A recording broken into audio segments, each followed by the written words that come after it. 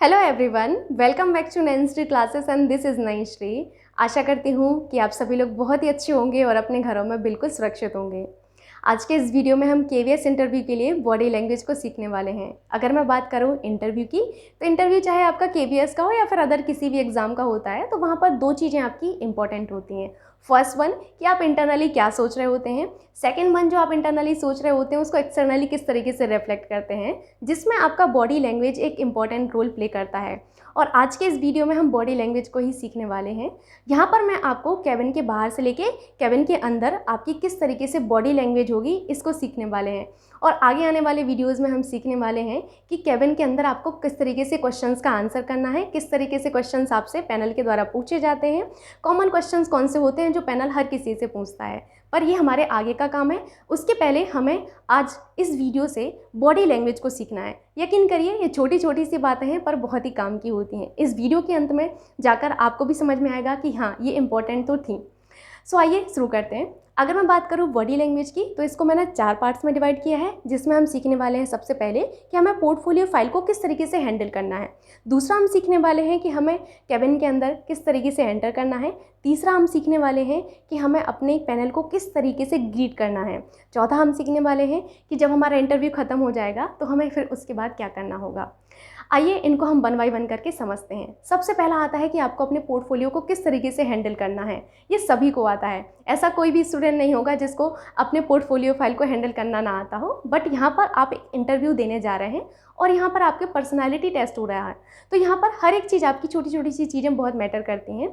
अब मैं बात करूँ पोर्टफोलियो को हैंडल करने की, तो पोर्टफोलियो को अगर आप अपने लेफ्ट हैंड में हैंडल करते हैं तो वो ज़्यादा क्लासी लुक देता है। मन में क्वेश्चन आ रहा होगा कि क्यों ऐसा कर रहे हैं। ऐसा इसलिए कर रहे हैं क्योंकि राइट हैंड को आपको फ्री रखना है। फ्री रखने का रीज़न ये है क्योंकि राइट हैंड का यूज़ जो है आपको दरवाज़ा खोलने के काम आएगा।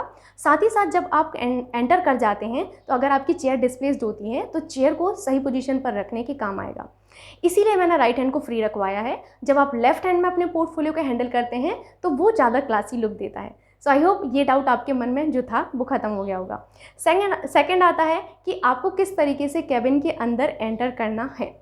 एंटर करते टाइम आपको जो है बहुत सारी चीज़ों का ध्यान रखना होता है। सबसे पहला तो आपको याद रखना होता है कि फर्स्ट आई कांटेक्ट आपका कब होना चाहिए, सेकंड आई कांटेक्ट आपका कब होना चाहिए। अगर आप ये दो चीज़ें सीख गए तो आपका इंटरव्यू बहुत ही अच्छा होने वाला है।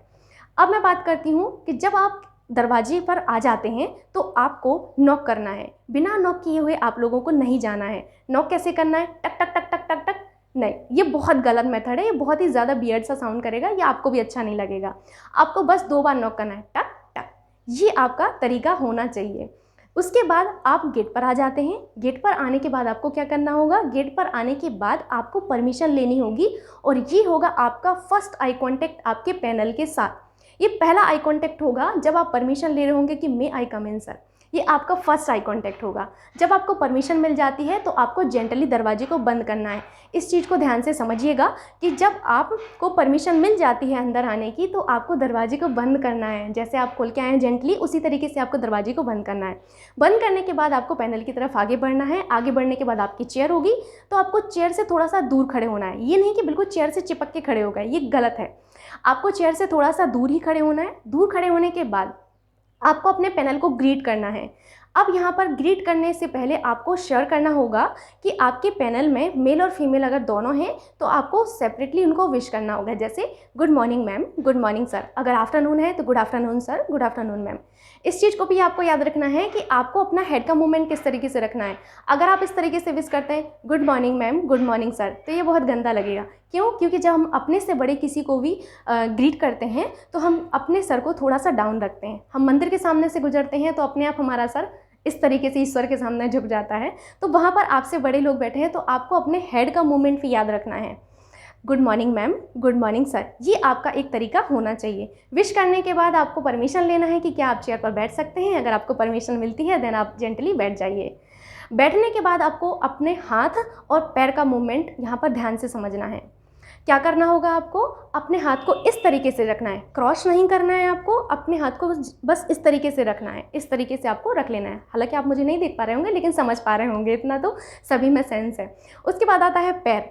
तो पैर आपको ज़मीन पर ही रखना है। अभी सोच रहे होंगे ज़मीन पर ही रखेंगे ना मैम, तो लोगों के द्वारा ये गलती की जाती है कि जो वो एड़ी का पार्ट होता है वो थोड़ा सा ऊपर करके बैठते हैं इस तरीके से, तो ये बहुत ही गंदा लगता है। आपको अपने पैर को ज़मीन पर इस तरीके से, बिल्कुल इस तरीके से रखना है, ये बहुत ही अच्छा लगेगा आपको।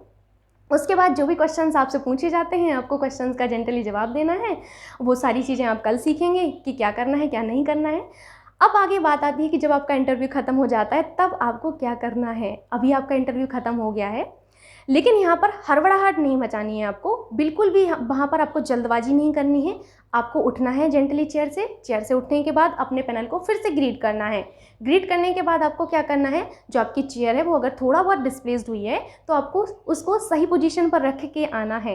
रखने के बाद आपको बाहर जाना है और डोर ज़रूर से आपको बंद करके जाना है। तो ये हो गया आपका कि आपको किस तरीके से अपनी बॉडी लैंग्वेज को रखना है। आई होप आपको ये वीडियो समझ में आया होगा, और कोई सा भी अगर डाउट होता है तो आप कमेंट बॉक्स में ज़रूर से पूछेंगे।